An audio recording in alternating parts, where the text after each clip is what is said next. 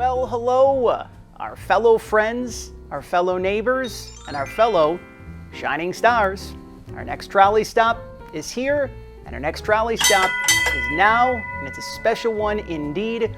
Welcome back to another all-new episode of PR from the Heart's Neighborly Reviews Bookcast. To be precise, we have reached episode number 26. That is the 26th trolley stop here at the Neighborly Reviews Bookcast at PR from the Heart. My name is John Masiulionis, joined as always by my tag team partner. You know him, you remember him, you love him as the beloved Mr. McFeely on the long-running children's television program, Mr. Rogers' Neighborhood. We know him and we love him as David Newell. And David, I always mention this whenever we come back to the Center for Media Innovation at Point Park University in downtown Pittsburgh.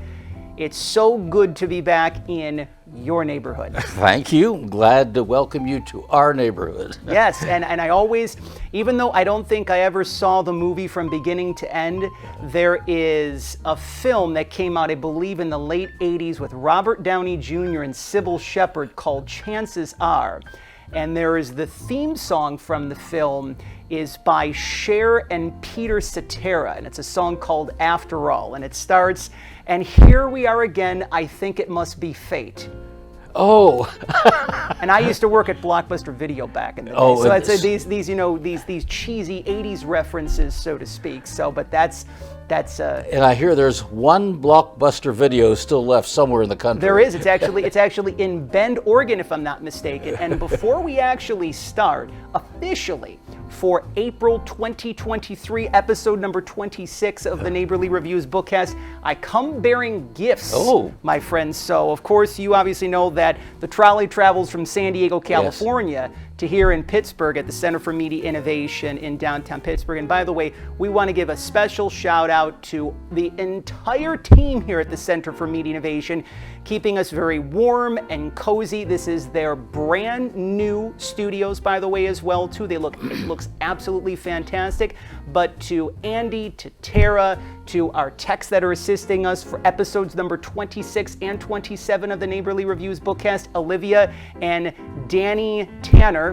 I'm already kind of calling him Danny Tanner. It's Tanner is his first name, who's one of the great technicians here at the Center for Media Innovation. But of course, I'm a Full House fan. Again, the 80s references continue on episode number 26 of the Neighborly Reviews Bookcast.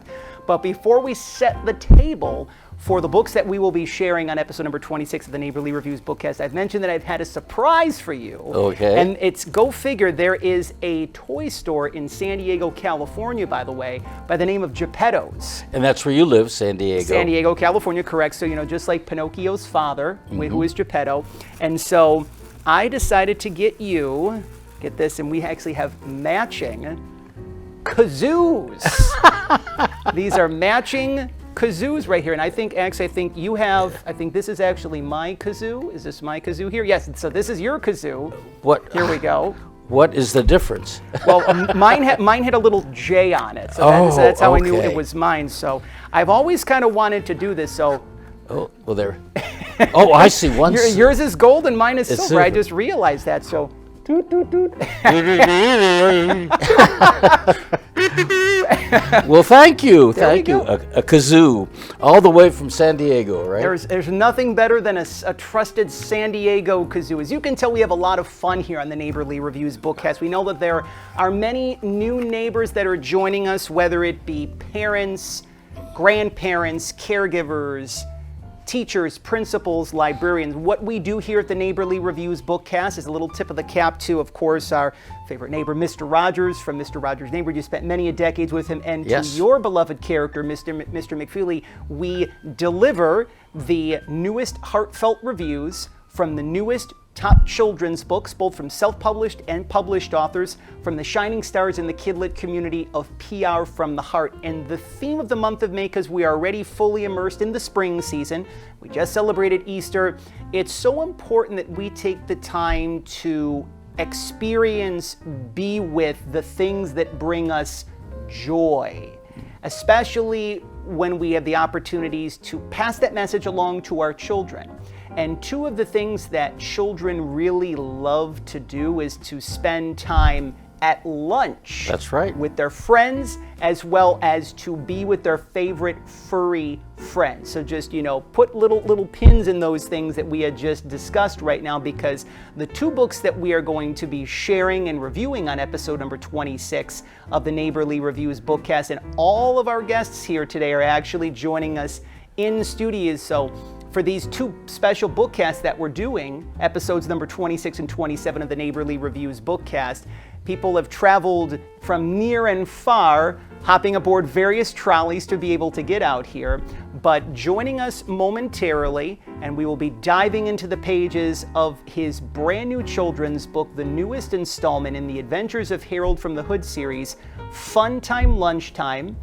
Children's author and school counselor Jim Price will be joining us, in addition to, of course, for all of those golden doodle lovers that are out there. Golden doodles are a very special breed of dog.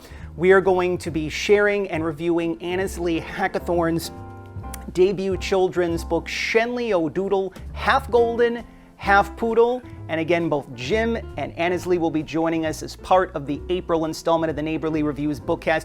We also want to give a little tip of the cap to some of not only our favorite neighbors here in Pittsburgh, Pennsylvania, but some of our favorite neighbors around the world, thanks to Reading is Fundamental. That's right. Pittsburgh. So if you've been a longtime fan and fellow neighbor of the Neighborly Reviews Bookcast, we are proud to pledge our support each and every month for Reading is Fundamental Pittsburgh.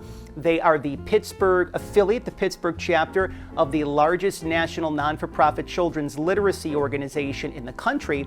They provide children's books, developmental resources, and literacy tools to help children from low-income families. And David, did you know that last year alone, the Reading is Fundamental Pittsburgh actually gave over 100,000 children's books to over 23,000 children just in this area, just in the Pittsburgh area alone. So we encourage all of you, our listeners, viewers, our friends and neighbors, and of course our fellow shining stars, they can pledge their support by heading on over to riffpittsburgh.org/donate.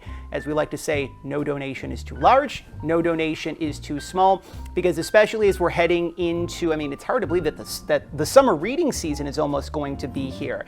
And then sooner than we know it, it's going to be the back to school season as well too. One of the gifts that you can continue to give is the gift of literacy, and Reading is Fundamental Pittsburgh here in the Steel City is doing such an incredible job with that. They certainly do. And I remember one season I delivered a lot of it's RIF, that's their, yes, to a lot of different schools, the kindergartens. And I had a wonderful time, and they donated the books to kindergarten in the area, and I had the special privilege of making the speedy deliveries of some of the books. So I love that. But I have another special delivery, or speedy delivery here, of the first review we're going to do of the book, which is... And we're going to be doing that momentarily. We just actually want to mention one other thing as well, too, because we always like to begin with some housekeeping. Of course, you got to make sure that we keep the studio clean and clear, as we like to keep the energy of the bookcast clean and clear as well, too. If these messages that we are already sharing and communicating, if you're big kazoo fans, right? I saw this at Geppetto's and I said, I have to get David a kazoo, and we got to start playing these kazoos on the air for episode number 26 of the Neighborly Reviews Bookcast.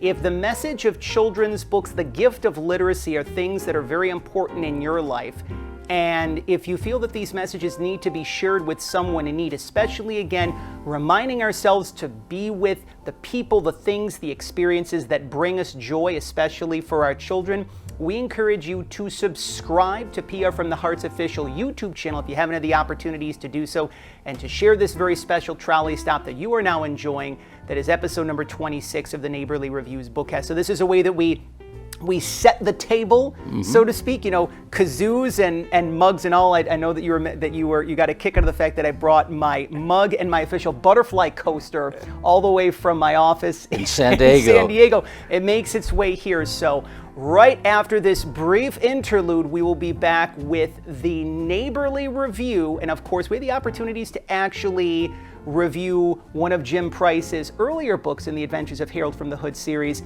to give you a good lucky bingo on episode number 26 of the Neighborly Reviews Bookcast, you can head back to episode number 13, where we had the opportunities to dive into the pages of the Adventures of Harold from the Hood series as well.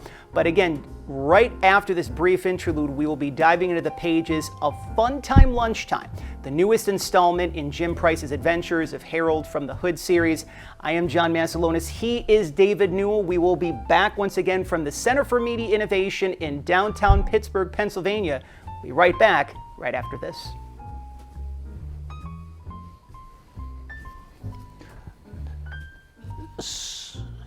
Cool. So what? David, once again, we are just getting started here. Episode number 26 of PR from the Heart's Neighborly Reviews Bookcast. Once again, he is David Newell. I am John Masiulionis, and again, we are back with our dear friends and neighbors at the Center for Media Innovation in downtown Pittsburgh. Once again, special thanks to the entire Center for Media Innovation team, from Andy and Tara, Olivia, Danny Tanner, and again, it's a kind of a, his name is Tanner, but you know, I'm a huge Full House fan, by the way. So we're super excited because one of the things that we really love doing here, it's really the centerpiece of the Neighborly Reviews Bookcast, is sharing these resources of care that are the newest children's books from, again, the top self-published and published authors in the world of children's literature. We had the opportunity to dive into the pages of Jim Price's Adventures of Harold from the Hood series, as we had mentioned previously in episode number 13 of the Neighborly Reviews Bookcast. So the first installment was a trip to the park, and then we had Friends Like Different Things, and now we have Funtime Lunchtime. I just want to kind of set the scene a little bit here, David. Okay. You know, one of the things that I really remember about school, it was a school that I went to in the Buffalo, New York area called 14 Holy Helpers. It's no longer in existence. But I remember, you know, moms and dads of my friends would be lunch monitors. So we would have hot lunches. So we would have like pizza and cheeseburgers and hot dogs. We had tacos. Again, you know, some of the healthiest foods, you know, but when you're a kid, you really love those kinds of foods. And then they had the little quarter bags of chips. I think now they might be like 50 cents, right? But we had what I don't know if they're still called Skippy cups. We have the little wooden spoon, the little yes. tiny thing that has the ice cream in there. I remember that. And there was just so many, you know, when you think about, again, kids going to school, that really is such a fun experience. It's downtime because, you know, kids, they still have recess and, you know, being able to spend time with their friends before school starts. But that, and we'll talk to Jim Price again, who's going to be joining us momentarily in studio at the Center for Media Innovation. Kids really love lunchtime, and it really is fun time, and Jim Price is really helping us to remember that lunchtime is fun time. So let us dive into the pages of the newest installment of the Adventures of Harold from the Hood series, Funtime Lunchtime. Okay, well, that is book 3. It's his 3rd book. Correct. That's what it's called, Harold from the Hood, Funtime Lunchtime. And I've made some notes here. David's, and again, for all those who are tuning into the Bookcast for the first time, David always brings his trusted notes along, especially when we are here at the Center for Media Innovation in downtown Pittsburgh. That's right. Well, I'll start by giving a little overview of the book, okay? Please do. Well, the school bell rings, and Harold, he's a snail, knows it's time for school to begin, but he's anxious to find out what is for lunch. But you know what he hopes is for lunch? Fries. He loves fries. It's his favorite food to eat besides sweets. That's pretty natural for a kid. Harold sees his friend Andy the ant. Correct. Andy brought his lunch from home, but Harold buys his lunch. So Harold keeps thinking maybe the school lunch will have fries today. That's what he hopes. He doesn't like the bread with lunch meat. He wants some fries. He's very adamant about those fries. And I never liked the bread with the lunch meat either. At any rate, Harold tells his friend Andy, the ant, to get a table and I'll get my lunch and we'll have time to chat while we're eating lunch. A nice time to socialize. And as Harold is on his way to get the lunch, he notices on the menu board, I guess, there are fries on the menu for that day. He can't wait to eat them and hopes that they have his favorite hot sauce to put on them. Harold is thinking, as you said, lunchtime can be so much fun. Eating your favorite food while spending time with your friends. Lunchtime, fun time. It's a good feeling. And Jim Price, the author, includes some messages in the book, such as, don't be afraid of new foods. This is sprinkled throughout the book, some messages. Just make sure to include fruits and veggies. You gotta get them in there. Fruits and veggies. Well, now, Harold is thinking to himself, the only things he likes on his fries is the hot sauce, not mayo or ketchup or mustard. Doesn't like those. So at the food service counter, Mrs. Bethel, there's always a Mrs. Bethel at the food. She's the lunch person, and she's ready to serve the food. Now, what is it today, Harold? Fries? She knows what he likes.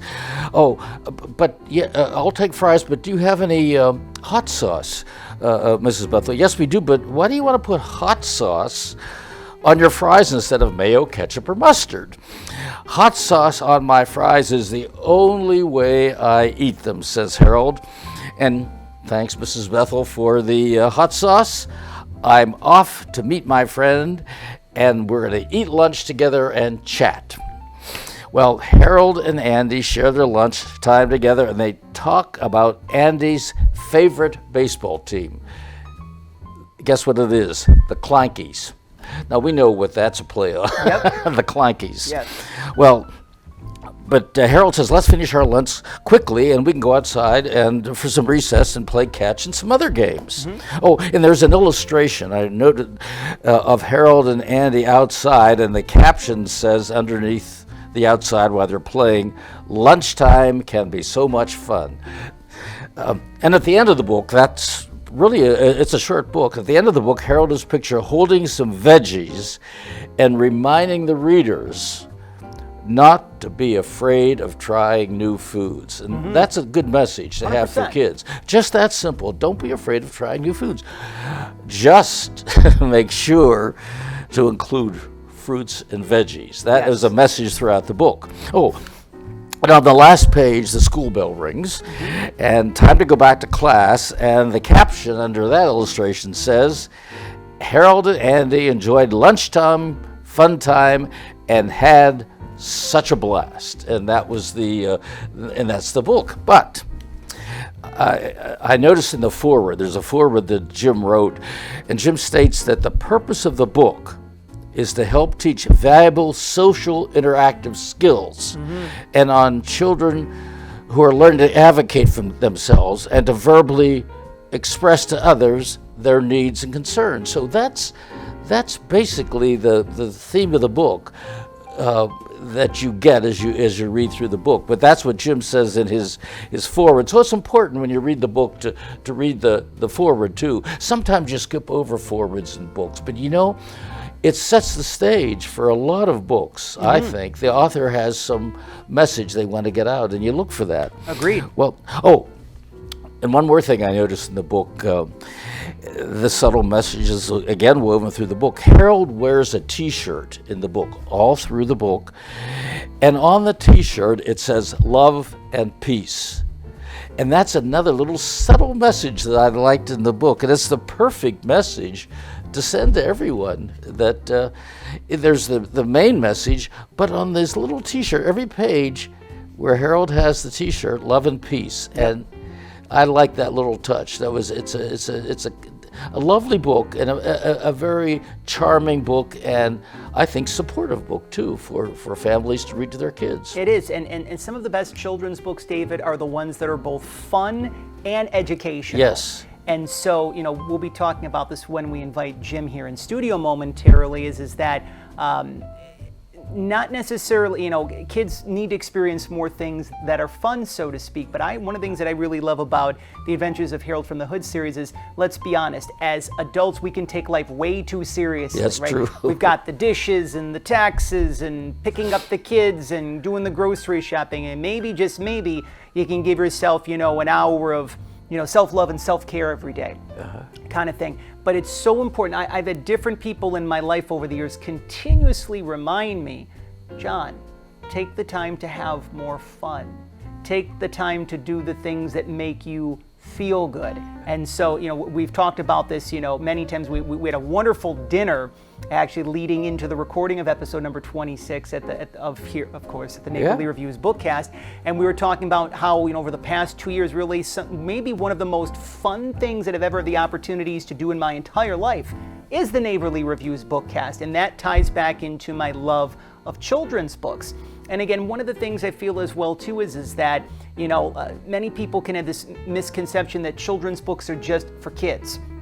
But the way that I see it, if you are an adult that is learning to reconnect, to reparent with your inner child, The Adventures of Harold from the Hood series is for you, especially fun time, lunchtime. And again, the illustrations are very, very vibrant as well too. They're very simplistic, but they really deliver such a heartfelt punch in the process. And again, you said these little things like the clankies, right? You get the little cute analogies there and whatnot. If you remember when we reviewed one of the previous installments of The Adventures of Harold from the Hood series in episode number 13 of the Neighborly Reviews Bookcast, if you remember, there was the only children's book that we featured on the Neighborly Reviews Bookcast that talked about baked beans. Oh, yes. And that was The Adventures of Harold from the Hood. Yes. And so again, it's also great to be able to see the fact that children's authors create series, because of course the different characters, Harold is a snail. How many children's books out there have snails as the main character? Not There's too many. a lot of books on dogs and cats, and they're all great and they all totally serve their purpose.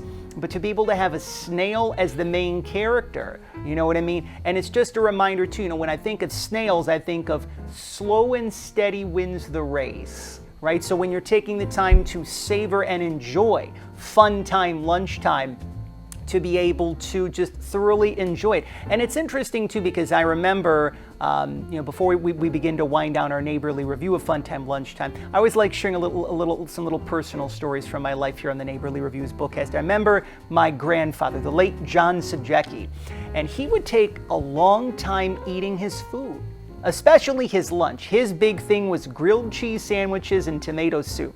And I would remember, and I would say, Jaja, which is Polish for grandfather, I would say, Jaja, why are you taking so long to eat your food? I mean, he would take an hour to just have a grilled cheese sandwich and tomato soup. And the way in which, young me was intuiting what he shared is that this is my fun time. Lunchtime, dinner time is my fun time. And I'm going to give myself the opportunities to relax. So again, let's be honest, also as adults, we have so many things that are on our plate, so to speak, just to be more conscious, to take the time when you're enjoying lunch with your child, you're even enjoying lunch at work, to make it your fun time. Mm-hmm. This message is not just for kids, it's meant for the kid instead of all of us. Well, you caught that, right? Yes. From your grandfather, you said? Grandfather, yes. So it's been traveling with you all those many years. It has nearly. I'm going to be celebrating birthday number 42 in the month of August, so to speak. But again, those treasured memories are the ones that always stick with you for the rest of your life. I just want to mention one other thing before we bring Jim Price in studio. I do want to mention, if you're a fan of the previous installments of the In Studio Neighborly Reviews Bookcast, I love these pillows. I have to mention this. These Point Park University pillows are so comfortable. And I want to thank Andy, who is, of course, he is the grand poobah of the Point Park Center for Media Innovation. I was actually able to get one of these Point Park University pillows. So it's nice and comfy on my back. It's probably the only Point Park pillow in San Diego, right? And say that 10 times fast. Point Park pillow. That's a lot of alliteration there, so to speak. But again, we are fully enjoying our trolley stop. That is episode number 26 of PR from the Heart's Neighborly Reviews Bookcast, which, by the way, we encourage all of you, our listeners and viewers, our friends and neighbors, and of course, our fellow Shining Stars. If you want to purchase your copy of the Adventures of Harold from the Hood series, again, you can purchase all three. They're now available. The newest installment, of course, Fun Time Lunchtime, as well as a trip to the park and Friends Like Different Things. You can head on over to Jim Price's official website, which we have included in the description below, to make things easy for you as well. In addition to Amazon.com, if that's your preferred online vehicle of your choosing, you can leave a 5-star review, one of the many ways you can pledge your support for Jim Price, to let him know that he is doing wonderful and much needed work for children, parents, families, educators, and those who love great children's books. And of course, the pillars of our community, local libraries and children's and independent bookstores. We encourage you to, whether it be if you're communicating with your favorite bookseller, if you're connecting with your favorite children's librarian, if the Adventures of Harold from the Hood series are not in your favorite local bookstore or local library, give that gentle suggestion to say, you know what, I want to see Fun Time Lunchtime here the next time that I come to the library, or any or all of the Adventures of Harold from the Hood series. All 3 books, again, are now available. So again, we will be joined momentarily by school counselor, the creator of the Adventures of Harold from the Hood series, children's author, Jim Price. The trolley will have traveled with him, or for him I should say, from Springfield, Massachusetts to Pittsburgh, Pennsylvania. Again, special thanks to our friends and neighbors at the Center for Media Innovation for keeping us very comfortable and cozy on this warm day in Pittsburgh, where it's actually warmer in Pittsburgh than it is in San Diego. To Andy, to Tara, to Tanner, to Olivia, everyone who's doing a great job behind the scenes. We will be back with more of episode number 26 of PR from the Heart's Neighborly Reviews Bookcast with children's author Jim Price here from the Center for Media Innovation in downtown Pittsburgh. We're back right after this.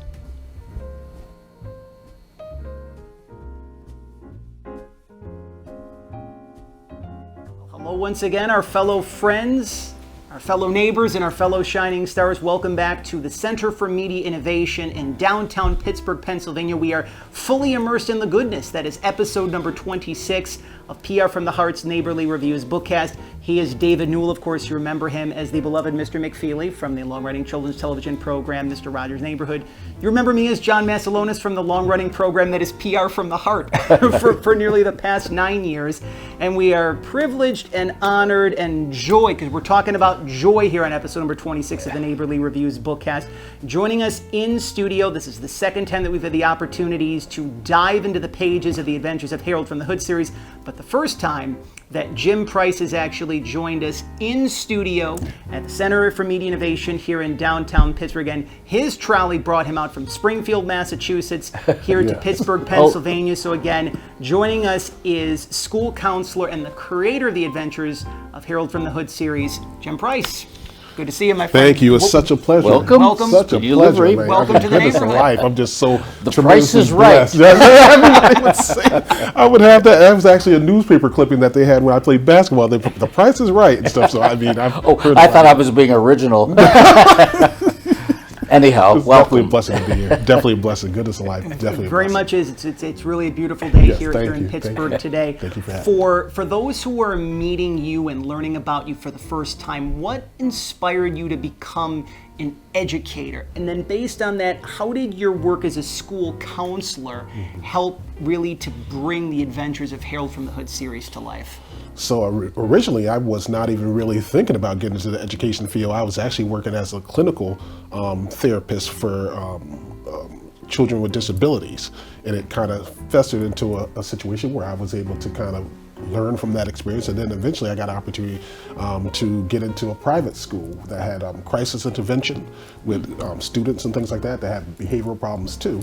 And from that experience, it just kind of festered and grew. And then all of a sudden it's like, okay, I'm a counselor now. And then, it just moved forward in terms of that aspect of like teaching the kids social skills and things of that nature. And as I began to teach social skills, some were a little younger than others, elementary school level. So at that time, they would have a little problem paying attention. So one day I decided, you know what, I'm gonna try a different approach. And I decided to bring in the snail puppet. It was actually a snail puppet. It was a puppet to begin with. Yes, and I actually named it Harold from the Hood. Uh-huh. And we would do the social skill lessons and everything like that. And I would motion with the puppet and and the kids loved it. And so that's kind of like how me as an educator put in, in terms of that. And moving forward, I also was able to incorporate a lot of different things in terms of having the kids be compelled to be about social skill learning, things of that nature too. And I have a question here too. We talked about your book, and we were wondering what got you, I think you maybe just answered, but what got you started on the topic of social skills? I mean, because of your background in education, right? Yes. And it's very important. Yes. And the book really deals with social skills in a very subtle way. Yeah. And I don't know if you heard earlier, but I love the T-shirt. that there's a message on the T-shirt too, Yes, and that's it's very clever. You can, every page you turn and you see Harold, there's that, and that's a social skill too. Yes. Yes. It So, congratulations. Thank you. I appreciate it. Now, I thought maybe I would ask. Well, I think you answered this one too. As an educator, why do you feel that lunchtime is fun time and essential for kids? Yes. Yeah, it is. And I think when you talk about incorporating good eating habits, that's also part of kids' development as well. Healthy eating habits and exercise, those two components are so important in development. And I know lunchtime, that's a time where, at least in the school systems, they try to incorporate healthy eating habits for the kids, which we hope will carry over into their adulthood.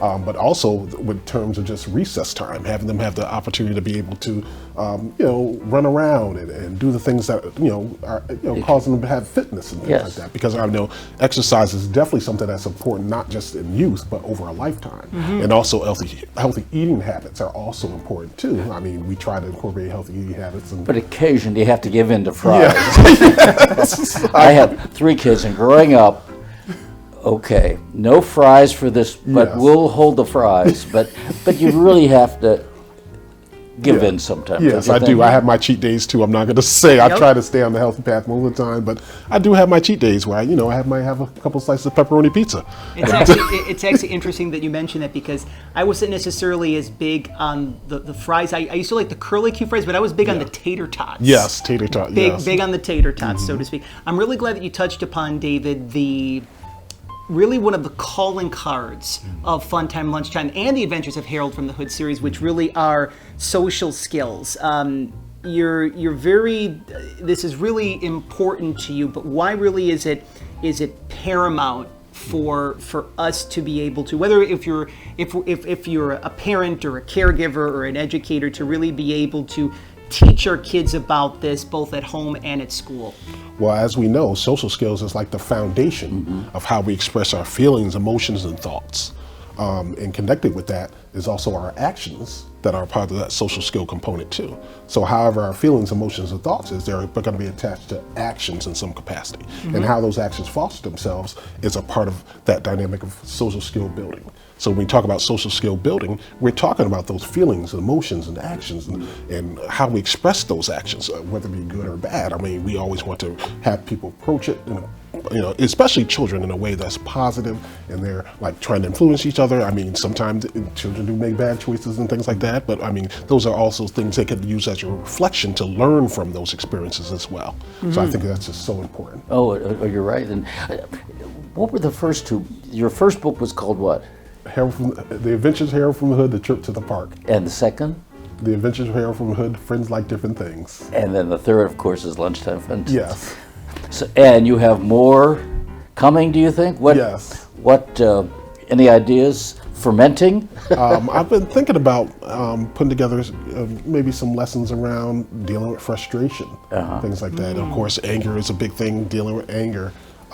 Also making healthy, good choices, making the good choices. So when you're versus have a situation where you're faced with making a decision or a choice with interacting with other kids, what are you going to do? What are you going to make a good choice?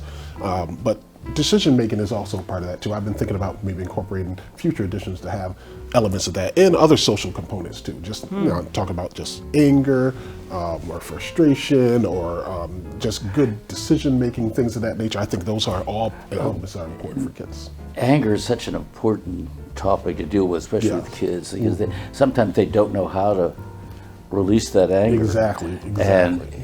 And the social skills part is explaining and show them how you can. Mr. Rogers has a song. I don't know if you've ever heard of it called "What Do You Do with the Mad That You Feel?" That you feel. Yes. Yep. Okay, I started breaking into song there with that. Yeah. And that you feel so mad that you can bite, and that came from a child. Yeah. a child said that, and he wrote a song about it. And it gives alternative ways of dealing with your anger without hurting anybody, Exactly. which is very important. And Yes. and you do a lot of that in, Yes, your I books. do. And you probably observe a lot of that as an educator too, in Yes, I children's do. anger, right? Yeah, well, yes, I do. I get a chance to see the gambit of behaviors and things that are influxed into their everyday, navigating their school days every day range as a of school emotion. counselor. Yes, and dealing with those emotions. I mean, today you have a lot of kids who are dealing with so many things, just not at school, but they're dealing with things at home, and sometimes they're bringing those issues and concerns and worries and things into the school environment. And as a school counselor, I'm glad I'm able to try to help them navigate those avenues of terms of dealing with their emotions, whether it be, trying to navigate their day at school, or even coming to me to talk about things that are happening at home and trying to navigate their feelings and emotions and things of that nature.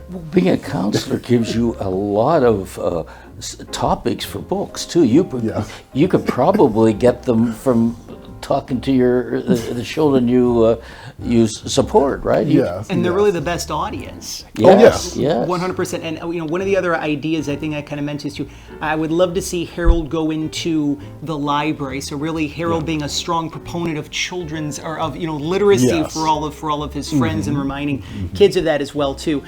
Two last questions that I wanted to be able to share really in a world that's really heavy for children and for adults. Your series, I really love this. It brings lightness and joy and hope into the minds and hearts of, again, children and adults. As a father, as an educator, as a children's author, and as a fellow neighbor, what does that mean to you? I mean, it means the world to me. I mean, I've grown up in a way of mentoring youth, even as I got older and got into the counseling and stuff like that. I've always been in that mind frame of wanting to mentor the youth and give some guidance and stuff like that, because a lot of the kids are missing mentors and things like that in their lives, especially boys. Like a lot of boys, not saying that girls don't either, but a lot of kids are missing mentors in their lives. So I always thought it was good to have the platform and the opportunity to be able to share that message of goodness, that they can make healthy choices, and also that with the healthy choices that they're making, they can inspire to be the best version of themselves, the best version of themselves, and also inspire hope amongst them, that they can persevere and with hard work and everything, and do whatever they might imagine they can ever do. It must be very satisfying too, after maybe you've dealt with a child having troubles wherever, and you see them slowly coming back and coming. That must be very satisfying. Yes. It doesn't happen every time. No, but I always say, if you can touch, I mean, it's always about, if you can touch you're not always going to touch every kid's life or be able to influence them to make the right decisions all the time. But if you influence those one or two kids that actually utilize the skills and decide to make good choices, and then you see that reflected in our maybe as a counselor's interaction with them, I mean, that's always a joy to see kids like, oh, you're actually utilizing some of the social skills we talk about, Have you ever, since you've been in education, have you ever seen 10 years later a child or a student you've dealt with and helped them? Have you ever?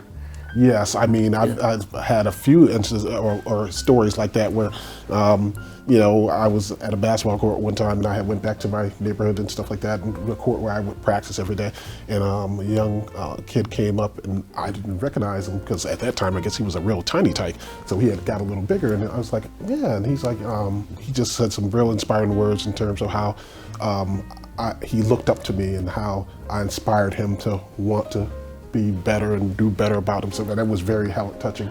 I mean, it really had touched my heart, and the kid was bigger now, so it was like, I kind of recognized him, but it was like, it was one of those things. That must be so rewarding to have that. That's why you're in this education business. So, and maybe there's a book in that too. That situation. That, motivation. Yes. Motivating yes. others, and Yes. mentorship and things of that nature. I mean, Hair from the Hood is always about connecting others. Connecting diversity, connecting others' differences. Understanding that friends can like different things, and incorporating a lot of elements that bring people together. In terms of diversity and inclusion and things of that nature. I mean, that's that's what my series, the staple of my series is about. And I mean, as far as being able to touch on a lot of these other different emotions in terms of how it interacts with social skills, it's just, I feel so dynamic, and it just, it's just a passion of mine. I feel that's my purpose. Keep up the good work. and I love the clankies. That's the New York. He loved the clankies, and then was it in Friends and Like Different Things, or was it a Trip to the Park, the baked beans? Oh, that was Friends Like Different That was Things. Friends Yes, Like Different yes. Things. And I remember when we talked about that book, I said, I don't think we've ever talked about a book that dealt with baked beans. that is again, for if you're playing along at home, so to speak, that is episode number 13 of the Neighborly Reviews Bookcast. That'll give you a good bingo for Friends Like Different Things. Lastly, Father's Day is just around the corner. Yes. I know we got a little emotional talking about this yesterday. Yeah. We wanted to take the time to honor the memory and the life of your father, who was a guiding light in your life. How did your father, and little tip of the cap, of course, to Mr. Rogers with this question, how did your father, Felton Price, help to love you into being?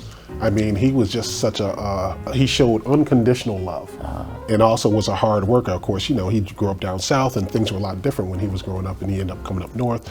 I mean, he just persevered from a lot of different things in terms of his life and how he lived his life. And he always instilled the idea of hard work and dedication can get you where you want to go. And he also would teach a lot of lesson skills, life lesson skills, and understand that you can make mistakes, but you learn from those mistakes. You learn and grow and nurture yourself from those mistakes. And I mean, that even carries over to how I interact with my daughter. Like my daughter Milani, she's 12 now, and bless her heart, she's the staple of my life. And I mean, the way I interact with her and how I incorporate my raising of her is a lot of it stems from my father and how he, showed me unconditional love and understanding, and always would never look at me with any bias or anything, any judgment or anything like that. He would allow me to make mistakes and learn from those mistakes. And I just was tremendously blessed to have him for the time I did in my life. And I always try to uphold his memory in any way I can, in that way.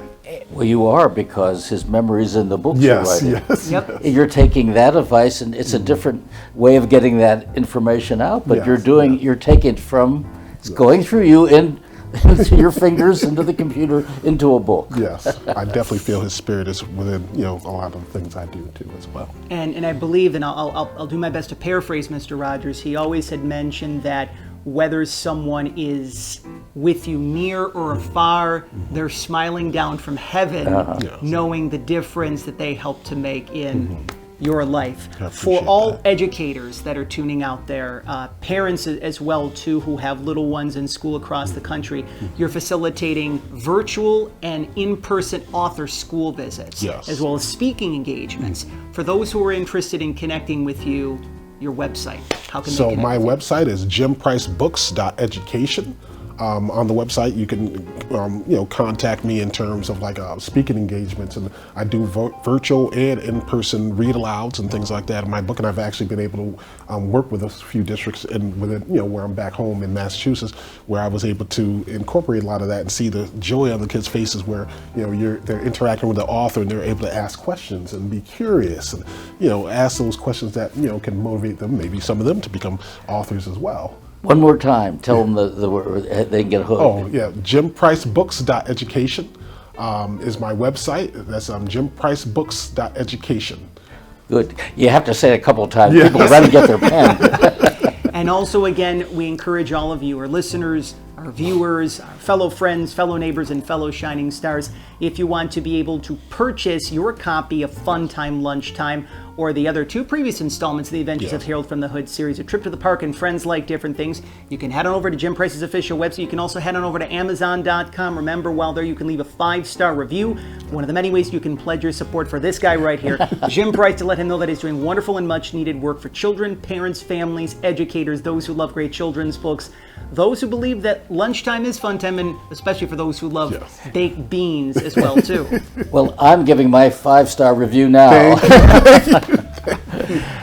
So great having you here in studio. Episode number 26 of the Neighborly Reviews Bookcast. But we are not done by a long shot, because we're going to be diving into the pages of the second book here in episode number 26 of the Neighborly Reviews Bookcast. I just wanted to finish up by saying I want to definitely give a a great thank you to my publisher, Sherry Carradine and Sherry Carradine Publishing. She was did a great job. instrumental, very important in having me able to bring the series to life in terms of Harold from the Hood. What is it again, Sherry? Sherry Carradine Publishing Company. Sherry Carradine, she's my publisher. Thank you, Sherry. So, I mean, she was tremendous in helping this series come to life. And, I mean, without her, I mean, we would probably not be sitting It's a here. wonderful series. Thank you. And you'll let us know when book 4 comes out, right? Yes. which we're, Okay. which we're looking forward to hearing more about. We will be diving into the pages momentarily. For all of you who love to have little pooches in your life, I know that little Forrest is back home in San Diego right now. So he hasn't joined us. His dog's name is Forrest. Oh, that's right. Little That's Forrest right. is Little but he's Forrest. not here yet at the Center for Media Innovation in downtown Pittsburgh, but we're still going to be here. We're going to be diving into the pages of Shenleigh O'Doodle, half golden, half poodle, and then the author of this series, Golden Doodle breeder, Annesley Hackathorn, will be joining us as well to talk more about the book as well too. We have much more goodness, many more wonderful experiences here as part of episode number 26 of the Neighborly Reviews Bookcast from the Center for Media Innovation in downtown Pittsburgh, Pennsylvania. We will be back right after this with more of our April Bookcast. We are back here continuing episode number 26 in studio at the Center for Media Innovation in downtown Pittsburgh, Pennsylvania. Welcome back to episode number 26 of PR from the Heart's Neighborly Reviews Bookcast. He is David Newell. You remember him and you love him as the beloved Mr. McFeely on Mr. Rogers' Neighborhood. I am John Masiulionis. Special thanks again to Jim Price for joining us again in studio. The Adventures of Harold from the Hood, the newest installment, Fun Time Lunchtime. Dog lovers rejoice because, and of course, we'll be talking about this further, but I know that the spring is, a lot of time when people become new pet owners or really love to spend more time with their pets, especially outdoors because the weather gets warmer.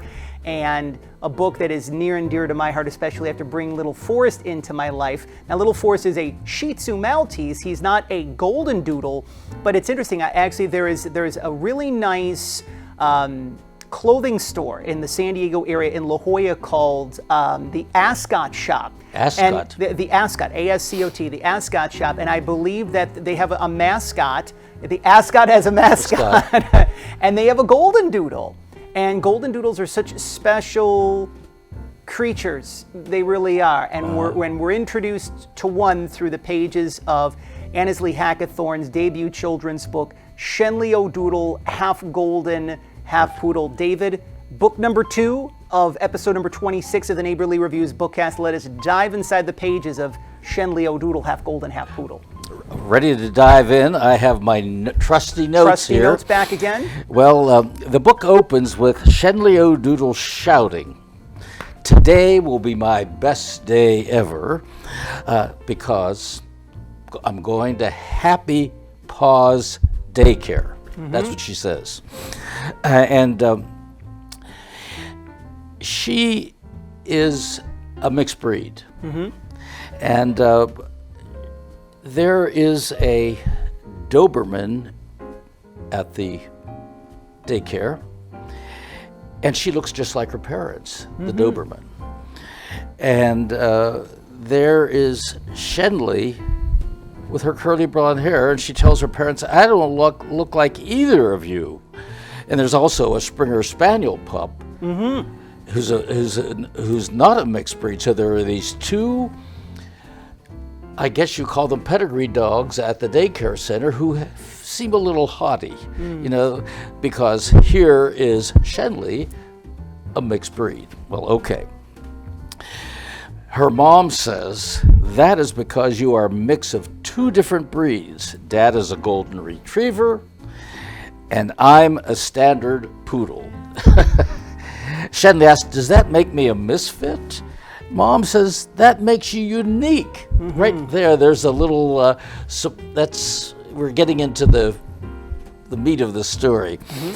You are a beautiful golden doodle, half golden, half poodle. And at the daycare play yard, Shenleigh meets a small brown and white dog with floppy ears, short legs, and a tummy almost touching the ground. And his name is Fred. And he, too, is a mixed breed. Mom is a fox terrier, and Dad is a basset hound. And Shenleigh thinks they'll have a lot of fun together, and they do. The fun is coming. About to begin. Shenleigh meets the Springer Spaniel and Doberman. "Why are you so curly?" asks Danny the Doberman. And this is Sassy. "She has 2 blue ribbons, and I'm learning to be a guard dog." So the Danny and Sassy are little Sassy.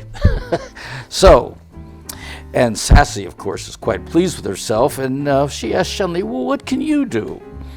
"I want to help people and be a service dog, but I can do a lot of things." And Fred says, "Me too." And Danny and Sassy walk away. Shenleigh meets many new friends, like Barney the boxer and Chi-Chi the Chihuahua. But she is sure that Fred, the mixed breed, is her best friend. So that sets it up. But the next day, here's where the drama begins. The next day, when Shenleigh and Fred go out to play, they discover that everyone is gone. There was a hole in the fence, and the puppies got out. But Fred said, "Since your dad was a golden retriever and probably had a good sense of smell, and your mom was a standard poodle, you must be smart." And Shenleigh told Fred, "Well, your mom was a fox terrier, and I bet you can walk a long way, and your dad was a basset hound, and he must know how to search. We make a perfect team." And off they go in search of the puppies. Well, Shenleigh sniffs, and she picks up the scent of the puppies, and somehow mixed in that scent was a scent of tires and hay. Which was a little confusing to her. And Fred runs along beside her, and the puppies, tires, and hay. Puppies, tires, and hay. Oh, maybe they're in a truck filled with hay. So they keep moving on. This is Fred and Shenleigh looking for the puppies. They're searching now, and they spot a barn. And here's some whimpering of puppies. The barn is locked, but they peek through a crack in the barn, and they see the puppies in the back of the truck filled with hay. Well, let's see what happens. But here we go. Fred, with his powerful digging legs, digs a hole under the door, and they both manage to squeeze under the barn door and get into the barn. And we're here to get you out, they say to the puppies. But how did you get in here? Well, as it turns out, the puppies saw the hole in the fence, and they decided to go on an adventure. They thought that would be a lot of fun, and they saw a truck filled with hay, and they decided to take a nap. But when we woke up, we found ourselves in this barn, and I guess somebody put the truck into the barn and locked it up for the evening, and that's where they are. Can you help us get back to the daycare center? That's what they say to Shenleigh and Fred. Well, Shenleigh takes charge with her powerful scent of smell. "Okay, pups, follow me. And Fred, you stay behind to make sure no one gets lost." And Shenleigh leads them back to the daycare center, but watch out for mud puddles. They sometimes fall into mud puddles. When you read the book, you'll see that. They all arrive safely at the daycare center, and the parent dogs were so relieved to see that their pups were saved. The puppies call out, "Shenleigh and Fred are our heroes." Oh, and then one of the parent dogs says, "Well, how did you find them?" "We used our talents we were born with. Shenleigh has a great sense of smell, and she's so smart." And Fred said this, and Shenleigh said, "If Fred didn't search like a basset hound and dig like a fox terrier, we wouldn't have been able to get into the barn." And their special qualities, their special talents, they worked together and they found the puppies. That's the basis of the books. Yep. But on the last page, Danny and Sassy, the 2 purebred dogs, come back. And they said that we're sorry we were not always nice. They were a little snippy because they were purebred. They realized that, yeah. And we are so proud of brave little muddy terrier Fred and Shenleigh O'Doodle, half poodle. They brought the puppies home safely. So the 2 purebred dogs realize that they have to improve their manners, I guess you could call it. But that is the basic story. But just to relieve you, the puppies were saved. They got back home and all is well. I always love books and just things that really have a happy ending, which, by the way, I've read Shenleigh O'Doodle, half golden, half poodle, multiple times. And I just, it became clear to my conscious awareness that there's a dog in the book named Fred. Yes. And here we are in Pittsburgh, Fred. Pennsylvania. That just brought a smile to my face. Because Fred Rogers and a lot of people, some people don't know Fred Rogers. Fred was his, I think by now they do, but a lot of people early on didn't know his name was Fred. They just knew him as Mr. Yes, Mr. Mr. Rogers, yes. But I thought that too, Fred the dog. Yes. This book, reading it, makes me want to get another dog. You mentioned that. We lost our dog about a year ago, Yeah. and we had this wonderful 220-pound English Mastiff. Yeah. And she was the sweetest dog. Bear. Bear. Yeah. And Bear was wonderful. And, they're couch potatoes. They don't require a lot of, they require a lot of love and attention, but they're not a dog that will jump bounding about the house, knocking over furniture. They could, but Bear slept a lot. Yeah. But this book, I may have to go to the Animal Rescue Center and check them out. In that, when you're looking for pets, I think the first place to go is your local shelter. Local animal shelters. Yes, and it's because you'll be so surprised how many dogs Need a good home. Need a home. Yeah. And sometimes people have no choice. They're going overseas or something for whatever. They can't take their dog with them, and that's the first place to check out. So that's how we got Bear, through a shelter. And you were a great dog dad before. I can see you being a great dog dad again. There's so many. For all fans of Mr. Rogers' Neighborhood, there were so many different messages that Fred always shared about, and Annesley, in her own way, is continuing on carrying the torch for Mr. Rogers in her own way. Especially, we talk about the importance of togetherness, and we talk about being able to accept everyone as being special, just the way that they are. So again, you saw the interaction with the different dogs throughout the course of Shenleigh O'Doodle, half golden, half poodle, and they weren't all together on the same page. But eventually, as you said, the purebred dogs kind of realize the error of their ways, and notice the fact that they really have some skills and some gifts that really help to be able to save the day. So how does the expression go? Never judge a book by its covers, so to speak. But again, there's so many heartfelt themes and messages that are found within the book, and we encourage all of you, our listeners and viewers, our friends and neighbors, and of course our fellow shining stars, if you would like to be able to purchase your copy of Shenleigh O'Doodle, half golden, half poodle, you can head on over to Amazon.com. While there, you can leave a 5-star review if you feel guided to do so. One of the many ways you can pledge your support for Annesley, to let her know that she is doing wonderful and much needed work for children, parents, families, educators, and those who love great children's books. And also, again, and Annesley's going to be talking about this a little bit more, but Shenleigh was Annesley's golden doodle for close to 20 years, I believe. I didn't and it's there's the best stories, especially for children's books, I feel, are the ones that really come from real life experiences. And Annesley, she's going to be talking about this more as well too, but she is a golden doodle breeder. So if you want to know what that entails, we're going to be talking more about that as well too. So joining us momentarily, the fun, the joy continues here on episode number 26 of PR from the Heart's Neighborly Reviews Bookcast.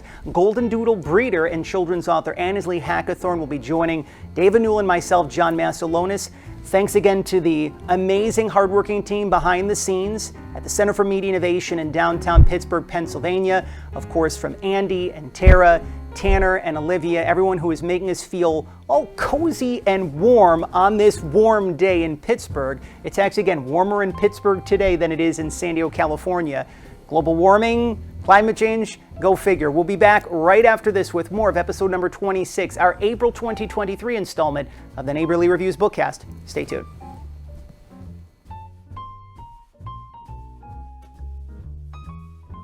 Hello once again. Welcome back to, well, technically his neighborhood, the neighborhood that is Pittsburgh, Pennsylvania, the Center for Media Innovation in downtown Pittsburgh. We hope that you are fully immersed in the experience that is episode number 26 of PR from the Heart's Neighborly Reviews Bookcast. He is David Newell, of course. You remember him, you love him as Mr. McFeely on Mr. Rogers' Neighborhood. I am John Masiulionis. Again, we are the co-hosts of the Neighborly Reviews Bookcast. We are super excited because anytime that we can talk about our furry friends, it's always such a good feeling. Just had the opportunities to enjoy Shenleigh O'Doodle, half golden, half poodle. And it's always good to place the names with the faces, so to speak. And one of the things that we're really loving about episode number 26 of the Neighborly Reviews Bookcast, this is actually now the third in-studio bookcast we've had the opportunities to do at the Center for Media Innovation in downtown Pittsburgh. This is the first time where everyone is together in studio. And again, if I may take a page out of Mr. Rogers, Mr. Rogers' Neighborhood, it is such a good feeling. But joining us to be able to talk a little bit more about her story, her journey, and it's fascinating on so many levels. Golden Doodle breeder and children's author, the creator of Shenleigh O'Doodle, half golden, half poodle. The trolley for her, David, by the way, came from Virginia Beach out here to Pittsburgh. Annesley Hackathorn is joining us here in studio. Thanks for spending some time with us here today. Thank you. Well, very excited to be here, back in Pittsburgh, and I am from Pittsburgh originally. Transplanted to Virginia Beach 30 years ago, but Pittsburgh, I'm a Pittsburgher. And a special hello to Annesley's mom and all of Annesley's mom's friends that are watching. Yes. Episode number 26 of the Neighborly Reviews Bookcast. You got a huge support team here in Pittsburgh, in the Steel City, which is absolutely wonderful. You've been really helping to make a difference in the lives of children for quite some time. And just like Jim Price, it began for you as a school counselor. How did that experience really help to shape your life and the person that you are today? Well, being a counselor taught me to, I've always been a kind, compassionate person, but it taught me the importance of being a good team player, you know, the give and the take. And I just like helping people and listening. It's important to listen. You know, talk half, listen half. Or, but it was a wonderful job. I enjoyed it a lot. It's interesting that you mentioned about listening. I forget who said the expression, David, but we have two ears and one mouth for a reason. Needless to say, we only have one mouth and two ears, so it's important to listen more than it is to be able to talk. It took me a little bit of a while to kind of get that, so to speak. I always like to kind of joke around because I went to college for broadcasting, and it's interesting, it took me time after college to really connect with the art of listening. Oh, that is an art, and that is an art that Mr. Rogers perfected. Yes. That's what he did best, was listen. And I would go in and ask him some questions. He'd be busy doing something, but you'd ask him a question, he'd put down what he was doing and give you The importance of eye contact and time. And he exactly. listened. And that was, you knew it was all, and you know, it's listening is a way of respect for people too, I think. I agree. And I think children can pick that up too when they're talking to you and you're on your computer. Yeah, that's right. And so, but when you stop or put the paper down and listen, I think they catch that in some way. They do. And They catch that. So important to give them the time that they Yes. deserve, and you know, Yes. stop what you're doing. It's such a busy world. We're all multitasking, and You don't do it every time. Yeah, you have to, it is. You have to discipline yourself to do that. Stop and think to listen. And Fred would always say, and it's interesting, one of the, you know, even though you obviously had the opportunity to spend many decades with him, there were many experiences documented on record that would say whenever, and even when children were watching Mr. Rogers' Neighborhood at home, it would always be, they would feel as if Mr. Rogers was talking Just to to them, them. talking to them, listening to them, that one person. That really is an art that he really connected to, but it was really just more about emanating that from his own being, so to speak. David, I know that you got a question. Yes, for but Annesley. before I ask the question, Sure. I just want to say one thing about about Fred and talking to the child. A little boy once asked Fred about, he thought that Fred lived in the TV set. Oh, no. And Fred then explained, well, no, that's a picture, and went through the whole logical explanation. And the little boy took that in and said, yes, but how do you get back in? Oh, no. So it didn't quite, a little too young to get the concept. But anyhow, there is a question I have. Well, first of all, you breed golden doodles, right? Yes. And how long have you been doing that for? About 20 years. 20 years. Shenleigh was my first. Oh, really? She Oh, was from my I didn't very realize first that. litter. And that's why the book is Shenleigh, right? Yes. Yes. Okay. And, Yes. and then, how many would you say that you've bred over those 20 years? I've had a lot of puppies over the years. Some of them were trained to be service dogs, therapy dogs, diabetic alert dogs. Oh. They are very, very smart. So Because the combination, the poodles. Poodle is the number 2 of intelligence in the breed of dogs. And what's the number 1? Do you know? Border Collie. Really? I didn't know that. Yeah. And I was telling John a little earlier, after reading your book, I want to get another dog. And it's so. Yes. We lost yes. our dog about a year ago, and this book, I think I have to stay away from your book. Yes. Well, But go to the library and get it. that's true. Yeah, when you lose a dog, it's awful. It's a slice of Yes. your heart. Oh. And then that's why I was so passionate. Shenleigh was amazing. I mean, she lived every day to its fullest. As soon as her eyes opened, her tail started to wag, and it wagged all day long.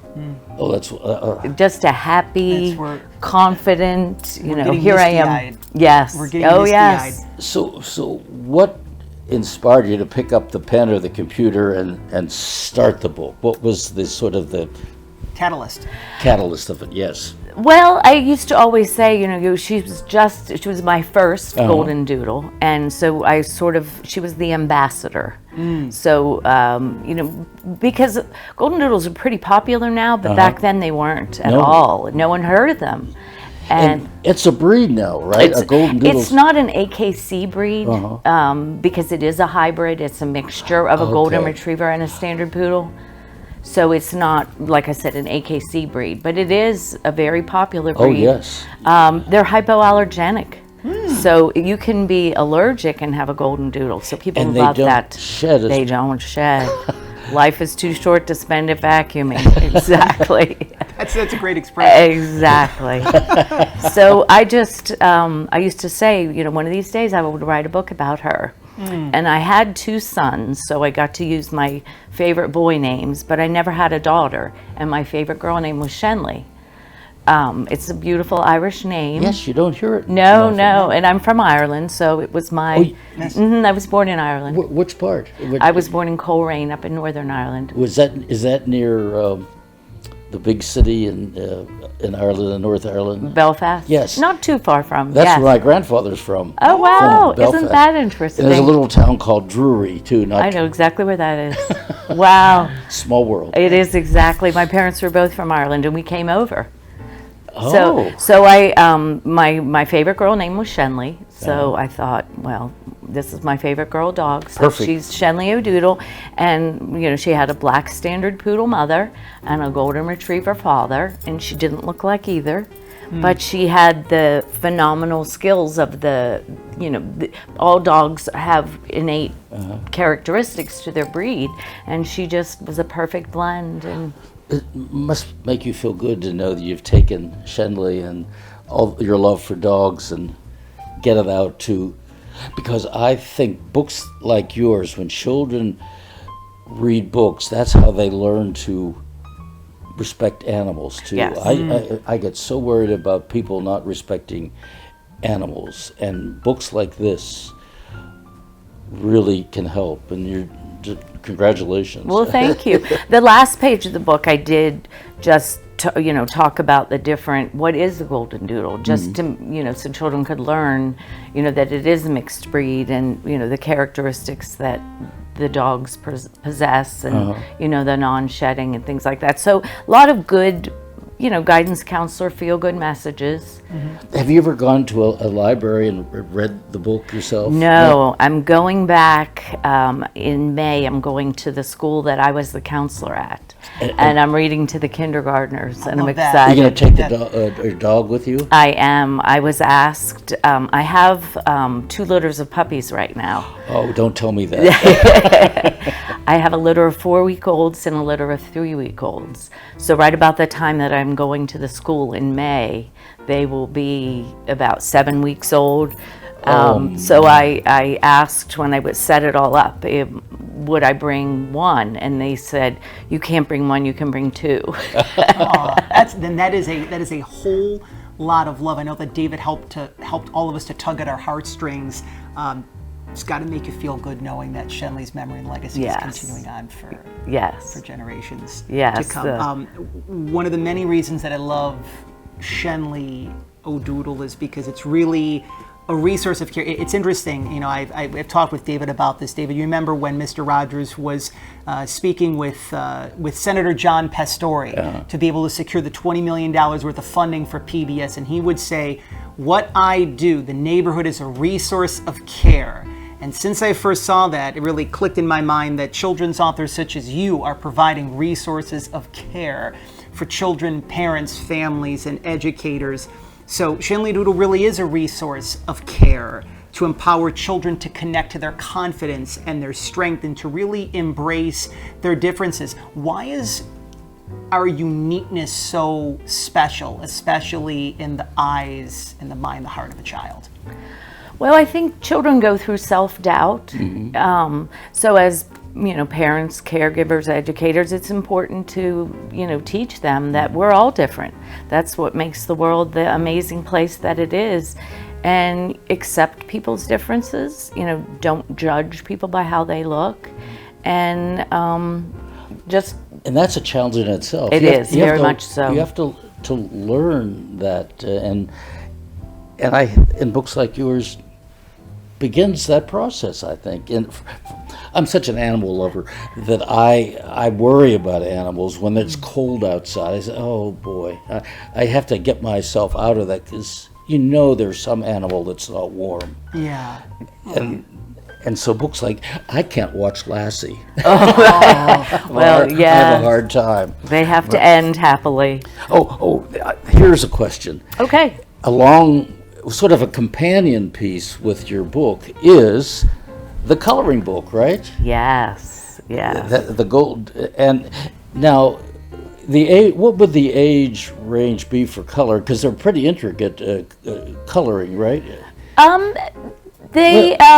I think probably elementary school. Yes. Actually, even adults. Yes, because I actually have that book, and I bought pencils, color pencils, and I'm sending it to my granddaughter. Beautiful. And I think color pencils would be perfect for that book. Exactly. Crayons are a little blunt, and some of it. Color pencils I'd advise for that book, but the color can definitely pop out more with color yes, pencils. Yes, and it's a wonderful book. And one of the great things too about coloring is the fact, and David, I know one of your favorite memories on The Neighborhood was when crayons. When Mr. Rogers showed all of us how Crayola crayons were made. Children can really use their imagination. So you don't listen, one of my favorite colors growing up was periwinkle, right? And do you really have a periwinkle colored dog? Well, in the eyes and in the imagination of a child, you can. So there's so many different illustration spreads here, so many different coloring pages that little ones can find something that they enjoy, choose the colors that they enjoy, and it's really therapeutic, not even just for children, but also for adults as well too. Exactly. And you could preface the coloring book by reading the book first, and then maybe. Exactly. Full pun intended, it's a good companion piece. Nice. Yes. Well, they are all Virginia Beach Golden Doodles, puppies that came for me. So as I thumb through, I can recognize, I know. Shenleigh's in there. Well, speaking of companions, I have a question that sort of ties in here.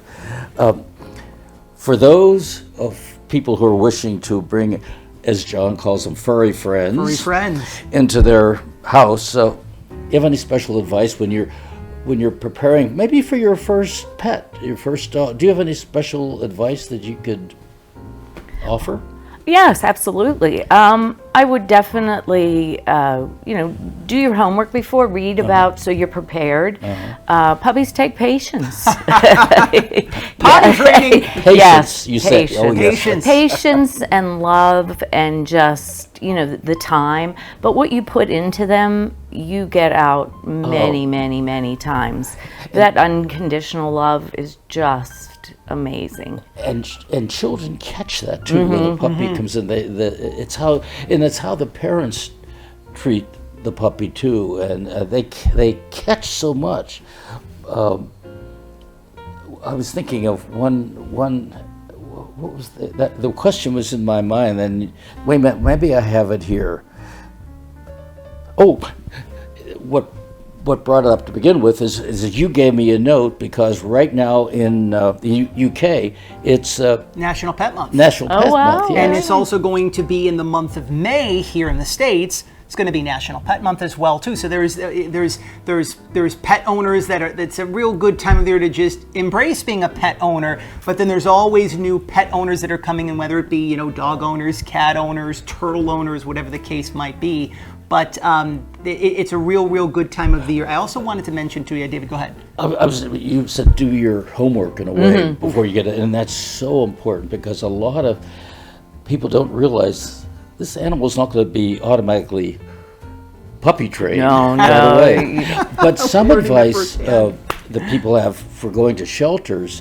In fact, our last 2 dogs were through shelters, and they were adults, and they were home trained, so somebody else did the work for us. And that's also something to take in consideration. A lot of people don't have the patience for puppies, and maybe considering a mature dog is a way to go too. Yeah, puppies are a lot of work. Oh, they are, and I don't think you see the cuddliness of them, and they're cute. But they lose their teeth, and they get adult dog teeth. Yep. So there's some chewing involved there. So, healthy chewing things. Yep. So it's not your leather Shoeys. ottoman. Shoeys around the house so that Yes. so that your puppy isn't deciding to eat parts of your carpet. These are all things I'm learning about firsthand as a first-time dog dad. And we have a wingback chair in our living room, and they put covers on the armrest. Those little. And the reason that there's a cover, we keep the covers on the armrest. Underneath there, it's been chewed. Exactly. Lastly, as we begin to wind down our time here with you in studio, before we officially place the bow on episode number 26 of the Neighborly Reviews Bookcast, being a breeder of golden doodles must be so exciting. I'm fascinated to learn more. Could you really take us through a typical day, week, month in your life of these amazing companions? Oh, absolutely. It's busy. It is busy. And we don't have puppies all the time. We have probably about 4 litters a year. Dogs are pregnant for 9 weeks.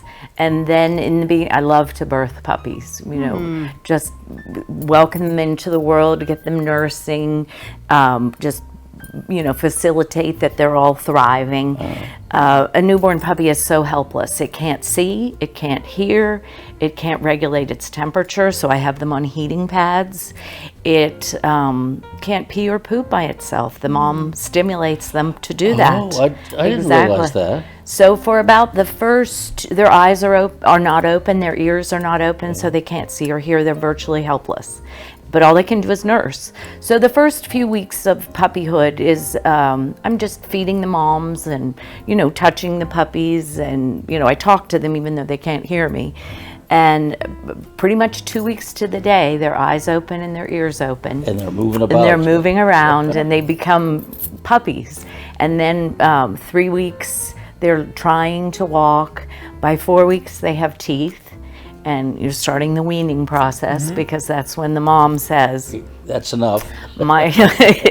Your job has become a lot busier. I'm not helping you do this all day."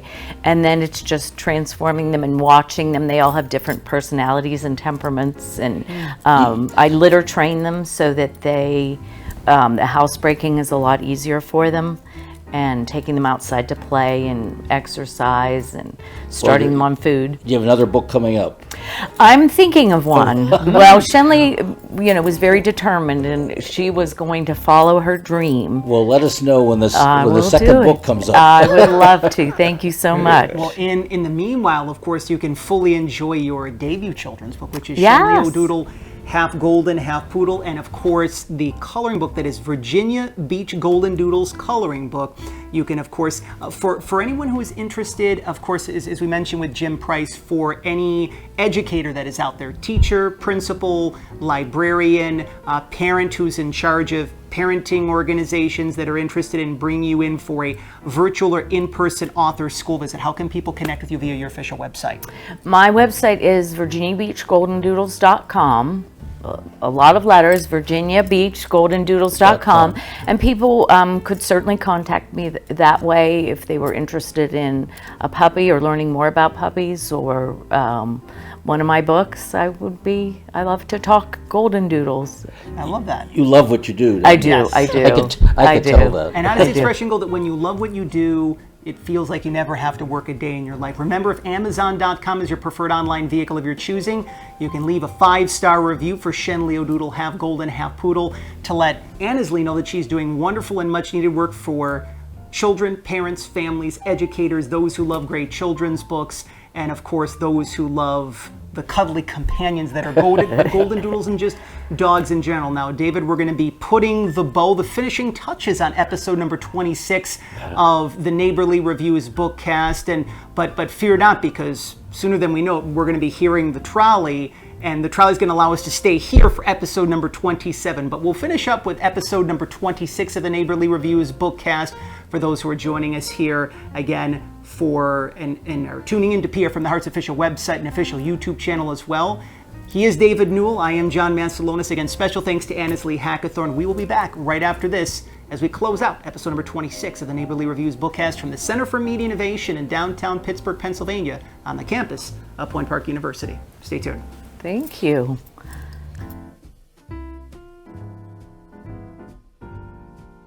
Well, we're one big happy family here at PR from the Heart, and the Neighborly Reviews Bookcast.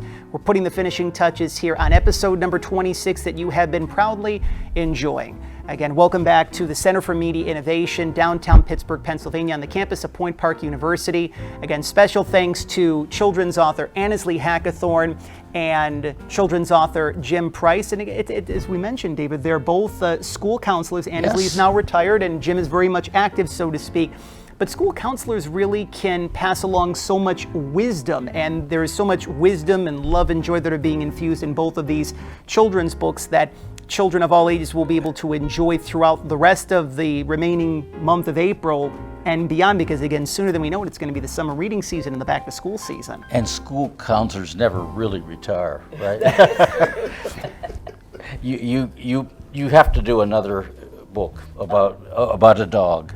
This is, we've fully enjoyed our time here, but you know, one of the sad things is that when we hear the trolley, we know that it's time to go. But again, we encourage all of you, if you haven't had the opportunities to do so, to be able to purchase your copies of Fun Time Lunchtime in addition to Shenleigh O'Doodle, Half Golden, Half Poodle. Again, we have included the links to Jim Price's and Annesley Hackathorn's official websites, and of course, the links to purchase their books on Amazon.com. Remember again, if that is your preferred online vehicle of your choosing, you can leave 5-star reviews to let Jim and Annesley know that they're doing wonderful and much needed work for children, parents, families, educators, and those who love great children's books. And of course, David, as we like to say on the Bookcast, there are many more magical trolley stops to come. And as we hear the trolley, and we're beginning to wind down our time, so if you are a children's author and you would love to be able to have David and I share your brand new children's book, to deliver a heartfelt review of your new heartfelt children's book on a forthcoming edition of PR from the Heart's Neighborly Reviews Bookcast, you can connect with us via our official website, prfromtheheart.com, or connect with us via any of our social media platforms that you now see on screen, Facebook, Twitter, and Instagram, all at PR from the Heart. Of course, as well, we're really looking forward to being of service to many of you throughout the summer, the back to school season. And you know, David, that statistically speaking, the best times of the year to be able to share and get the word out on your children's book are the back to school season and the holiday season.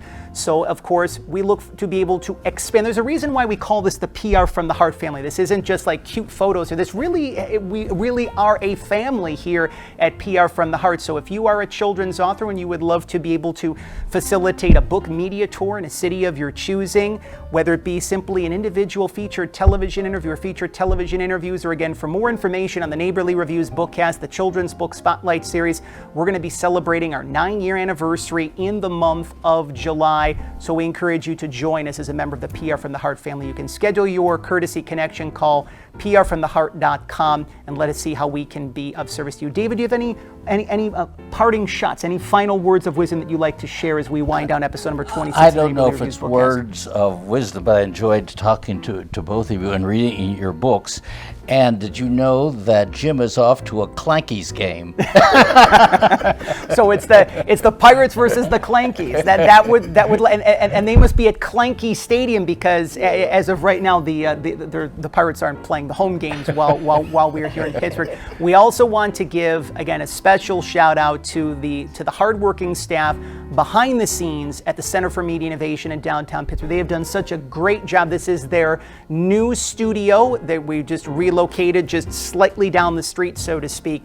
But again, to Andy, to Tara, to Tanner, to Olivia, also the little tip of the cap to one of our favorite angels as well, Wayne. His presence is very much being felt here as well. So if you are looking to be able to enrich your life as a college student, to be able to learn more about broadcasting and creativity and so much more, whether you live in Pittsburgh or you're looking for a great college to be able to attend to a great university, you can head on over to Point Park University. And then if you're lucky, you can actually get one of these very cushy Point Park University pillows. I have one of these at home, and boy, are they so comfortable. So it's always good to be able to connect with my favorite pillow friend. But this has been a great way to be able to spend some time with all of you here in the month of May. But again, David and I will be back. We'll be looking a little bit different, okay, to a certain extent, because, we brought changes of clothes with us here, so to speak. So this is how time really doesn't exist during the Neighborly Reviews Bookcast. It's going to be April and then it's going to be May.